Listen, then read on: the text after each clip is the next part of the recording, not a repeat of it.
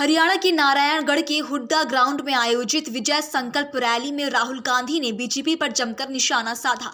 इस दौरान उन्होंने कहा कि जब अरबपति उद्योगपतियों के लाखों करोड़ माफ किए जा सकते हैं तो किसानों के कर्ज माफ क्यों नहीं किए जाते।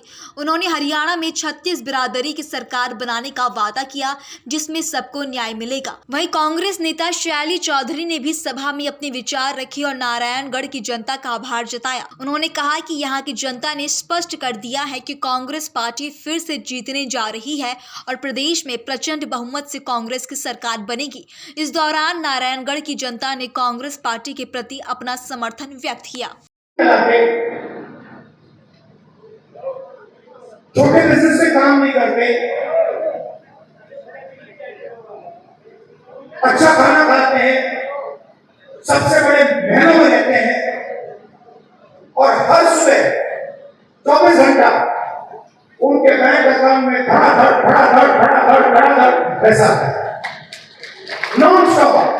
मतलब जैसे सुनामी आती है ना, वैसे ही उनके बैंक अकाउंट में पैसा घुस रहा है और जितना ही पैसा उनके बैंक अकाउंट में सुनामी जैसे घुस रहा है उतना ही पैसा आपके बैंक अकाउंट में से तूफान जैसे पैसा निकलता जाता है। आप कहते तो भाई महंगाई बढ़ गई, पेट्रोल के दाम बढ़ गए, प्याज के दाम बढ़ गए। किसान कहता है धान खरीदा नहीं जा रहा, कोई कहता मुझे रोजगार नहीं मिल रहा। अभी मैं अमेरिका गया, अमेरिका में छोटे से घर में, छोटे से कमरे में, मतलब 10 फुट 15 फुट में 15 फुट, उसके अंदर 15-20 हरियाणा के युवक। मैंने आपसे पूछा ये अमेरिका में क्यों बैठे हैं, ये हरियाणा से क्यों भागे। उनसे मैंने पूछा, पता नहीं आपने वीडियो देखा नहीं देखा, उनसे मैंने पूछा भैया बताओ हरियाणा में इतनी कमी क्या है कि आप गए। कहते राहुल जी हम सिर्फ गए नहीं, जान पर खेल कर रहे हैं। पहले हम टर्की गए, टर्की के बाद हम कजाकिस्तान गए, कजाकिस्तान के बाद हम कोलंबिया गए, कोलंबिया के बाद सूरीनाम, सूरीनाम के बाद पैनामा। पूरी दुनिया में चक्कर काटे, बोट में गए, बोट डूब गए, हमारे दोस्त मरे, हमारे आंखों के सामने डूबे। जंगल में माफिया के लोगों ने गोली मारी, जो चल नहीं पा रहा था उसको मार दिया, खत्म कर दिया। हमने उसकी लाश देखी, वीडियो देखा उन्होंने। हमारे लॉयर ने कहा भैया इसको वीडियो को आप लोग दिखा देंगे। वहां पे एक साथ खाना पका रहे, एक मुझे कहता है राहुल जी मैं ट्रेलर में रहता हूं, हर रोज कोई ना कोई आकर मुझे पीट देता है, हर रोज कोई ना कोई आकर मुझे पीट देता है, वो ड्रग्स देते हैं और रात को आकर मुझे मारते हैं। दूसरा कहता है भाई राहुल जी मेरा एक्सीडेंट हो गया, मेरा पूरा पेट बाहर निकल गया, मैं चल नहीं पाता हूं। उन्होंने मुझे कहा जाके हमारे परिवार से मिलिए। मैंने कहा क्यों? कहते राहुल जी हम इनको 10 साल के लिए नहीं मिल पाएंगे, 10 साल के लिए हम ना अपने माता, ना अपने पिता, ना अपने बच्चों को देख पाएंगे, क्योंकि अगर हम वापस गए तो वापस हम रिटर्न नहीं आ पाएंगे। मैंने पूछा कितने पैसे लगे, मतलब जेब से कितना पैसा निकला रोजगार ढूंढने के लिए? कहते 50 लाख रुपए लगे। मैंने कहा कहां से आए? आधे कहते खेत बेच, दूसरे कहते लोन लिया। लोन किस रेट पर लिया? 2% प्रति महीना, मतलब साहूकार से लोन लिया। अगर कोई 2% प्रति महीना लोन ले लेता बच नहीं सकता। उसमें डूबेगा वो।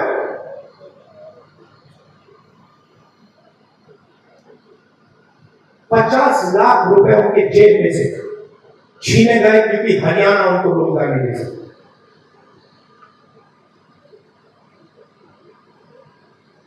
कहां गए? किसके हाथ में गए? क्यों गए? फिर मैं वापस आया, वायदा किया था, करना दिया, 5 बजे सुबह परिवार से मिला,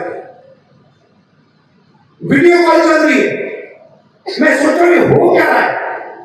एक तरफ अमेरिका में डैलस में 20-25 युवा हिंदुस्तान का फ्यूचर वहां बैठा हुआ है, इस तरफ माताएं, बहनें, बेटे, हम बातचीत कर रहे हैं। मैं परिवार से बोल रहा हूं और बात करते हुए एक छोटा सा लड़का देर दौड़ता हुआ कंप्यूटर के पास जाता है, कंप्यूटर को ऐसे करता है, पकड़ता है, चिल्लाता है, पापा पापा पापा पापा वापस।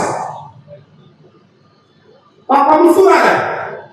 मैंने देखा ये मुस्कुराना नहीं चाहता है, ये रोना चाहता है, मगर इसको अपने बेटे के सामने मुस्कुराना पड़ रहा है। क्यों? क्योंकि उसके जेब में से हर रोज पैसा निकाला जाता है। उसे कहा जाता है महंगाई है। क्यों है? क्योंकि अंबानी और अदानी जैसे लोग हिंदुस्तान के किसानों से, मजदूरों से उनका हक छीनते हैं, उनकी कमाई का पैसा छीनते हैं। हर रोज होता है। नया कानून बनता है, कहा जाता है किसान के लिए कानून बनाए गए। किसान के लिए अगर कानून बनाए गए तो हिंदुस्तान के सारे किसान सड़क पे क्यों आए? क्योंकि किसान जानता है कि हमारे जेब में से एक और तरीके से अब पैसा छीना जाएगा। जमीन ले लेते हैं। भाइयों, आप एक बात समझो, आप एक दुनिया में हो जहां आप जमीन खरीदते हो। अगर आपको जमीन चाहिए, आप किसी और के पास जाते हो, कहते हो भैया मुझे जमीन चाहिए, वो आपसे कहता है ये 50 लाख की जमीन है, 50 लाख रुपए दो, 1 करोड़ रुपए दो, मैं आपको जमीन दूंगा। ये नॉर्मल होता है, हिंदुस्तान के हर नागरिक के साथ होता है। ये अंबानी अदानी के साथ नहीं होता। हरियाणा की धरती है, महाभारत की धरती है। भगवान श्री कृष्ण ने यहीं पे भगवद गीता का उपदेश दिया। यहीं से एक संदेश हमेशा के लिए यहाँ से उठा, न्याय का संदेश। वो संदेश जिसने हमारे धर्म को बनाया, हमारे देश को बनाया, हमारे संविधान को बनाया। आपने हमेशा इस देश की रक्षा की है। यहाँ के किसानों ने, यहाँ के जवानों ने, यहाँ के खिलाड़ियों ने पूरे देश का सम्मान रखा, देश के हित का सम्मान किया, उसकी सुरक्षा की। आप अपने बच्चों को पालते पोसते हैं, आपके ही बच्चे हमारी सरहद पे जाकर हमारे देश की सुरक्षा करते हैं, जान देने के लिए तैयार रहते हैं। हर पल हरियाणा के प्रदेश के बच्चों ने, आपके बच्चों ने, यहाँ की बहनों ने, यहाँ के बुजुर्गों ने पूरे देश का सम्मान सुरक्षित रखा है। 10 सालों से आपके प्रदेश में भाजपा की सरकार रही है और आपको इस सम्मान की सुरक्षा करने के बदले में इन्होंने क्या दिया? आपको अपमानित किया और आपका निरादर किया। हर स्तर पर आपका निरादर किया। यहाँ का किसान इस पूरे देश का अन्नदाता है। आपने आंदोलन किया, 3 काले कानून लाए, आपने आंदोलन किया, आप खड़े रहे, डटे रहे। आपको क्या मिला? गैस मिली, लाठियां मिली, सुनवाई नहीं मिली। आपको कहा गया था कि वाली एमएसपी मिलेगी। आज भी जो एमएसपी 24 आपके जो उपज है उन पे दे रहे हैं, इनमें से तो 10 आप उगाते ही नहीं है। आपके साथ विश्वासघात हुआ हर स्तर पर। नौजवानों के साथ देखिए, यहाँ पे इतनी बेरोजगारी है कि मुझे बताने की जरूरत नहीं है। आप हाथ उठा के बताइए कितनों को रोजगार मिला है सरकार से? एक हाथ नहीं उठेगा, सब मना कर रहे हैं। यहाँ के नौजवान कर्मठ हैं। हम दिल्ली के से बड़े शहर में देखते हैं, दिल्ली में, मुंबई में, अलग अलग शहरों में यहाँ से पलायन करके जाते हैं। रोजगार वहाँ मिलता है तो हम खुद देखते हैं। जब भी मैं मिलती हूँ कोई हरियाणा का युवा है, मुझे मालूम होता है कर्मठ बच्चा है, मेहनती बच्चा है, इसका आत्मसम्मान है। लेकिन हरियाणा के अपने प्रदेश में जो 10 सालों से सरकार चल रही है, उसने इसका भी सम्मान नहीं किया। नौजवानों के लिए क्या मिला? बेरोजगारी मिली, अग्निवीर जैसी स्कीमें मिली, जिससे आपको बताया गया कि आप सरहद पे भी जाएंगे, शहीद होने को तैयार होंगे, तब भी आपको कुछ नहीं मिलेगा। 4 साल बाद वापस आइए और फिर से बेरोजगारी का आप संघर्ष करिए। पहलवानों को देखिए, हमारे खिलाड़ी हैं, इनके साथ क्या किया गया?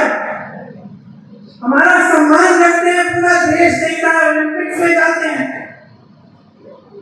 हिम्मत करते हैं, इतनी मेहनत करते हैं। मैं जानती हूँ कि गांव-गांव का बच्चा हरियाणा में मेहनत करके आगे बढ़ता है स्पोर्ट्स में। और उनके साथ क्या किया गया? उनको सड़क पे बिठाया गया, आंदोलन करते रहे। प्रधानमंत्री जी के पास 5 मिनट का समय नहीं था कि वो मिलने भी चले जाए, कि पूछ लें कि क्या बात है, किस तरह से हम आपकी मदद कर सकते हैं। और फिर आप सब ने खुद ही देखा कि ओलंपिक्स में अभी हाल में क्या हो।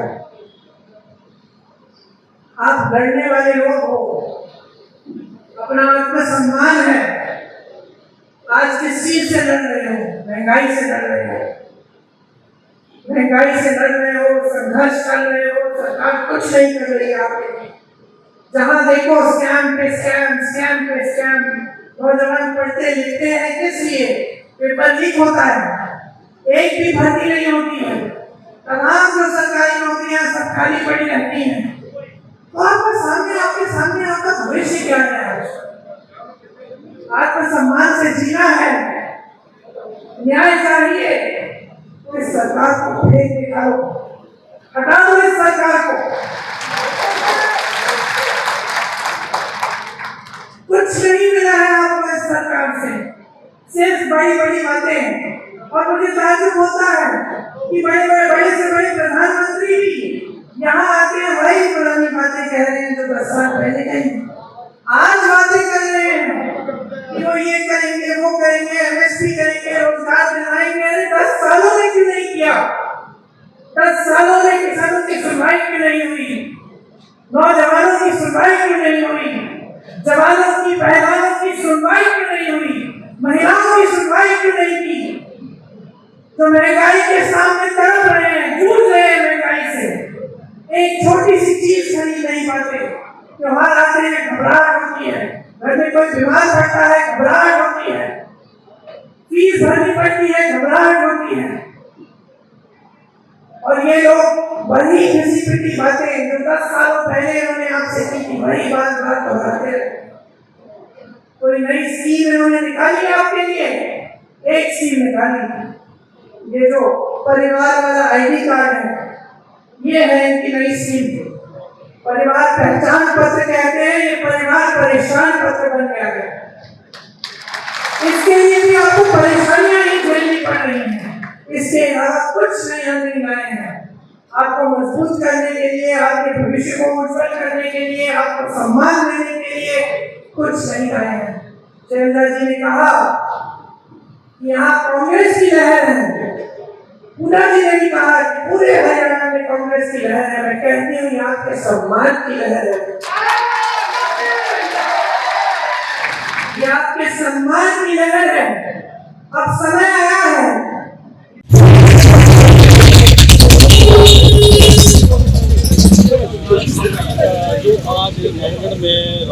है, रैली हुई है, इसके बारे में क्या करेंगे? आज हमारे देश के जन जन से दिलों की धड़कन, गरीब, मजदूर, वंचित, किसान, मजदूर, व्यापारी, कर्मचारी सभी की लड़ाई प्रदूषण सबसे लेकर के सड़क तक लड़ रहे हैं। हर बंदे अजीज माननीय राहुल गांधी जी, श्रीमती प्रियंका गांधी जी, माननीय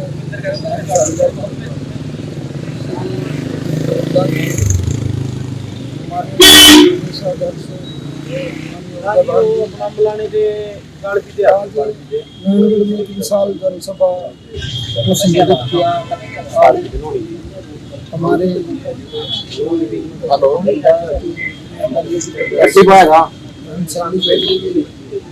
उनके पक्ष में मुझे लगता है कि आने वाली 8 तारीख को बहुत बड़े माध्यम से क्या लगता है हरियाणा में बदलाव हो सकता है आपकी बात? एक तरफ इसको तो लहर भी नहीं कह सकते, एक तरफ आंधी तूफान कांग्रेस एक सिक्का का अनुमान है हरियाणा जैसे 10 साल हर वर्ष जैसे 80 समाज की बंदी में क्या लगता है कांग्रेस की सरकार में ऐसी समाज के भी काम हो गए? जैसे आपको पहले भी पता है कांग्रेस की जब सरकार रही 10 साल पहले में हमारे लोग जो आगे बढ़े उनके माध्यम से नौकरियों में और भी हिस्सेदारी मिली है, वो अभी भी ऐसी मिलती रहेगी। लेकिन 10 साल से तो ऐसी समाज को दरकिनार कर दिया है। आप देखिए जो उन्होंने नौकरियाँ निकाली है, हरियाणा रोजगार कौशल उसमें आरक्षण ही नहीं है, रिजर्वेशन है ही नहीं। और